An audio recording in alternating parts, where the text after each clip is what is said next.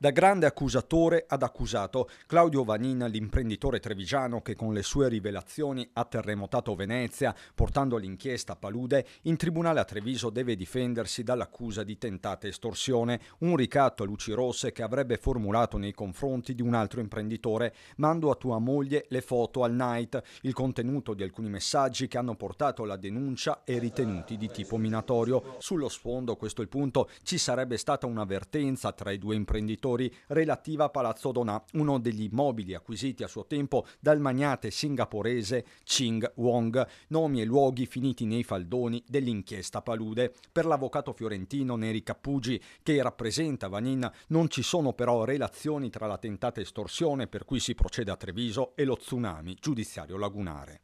Avvocato, senta, che relazioni ci sono con l'inchiesta, se ci sono, della palude Venezia?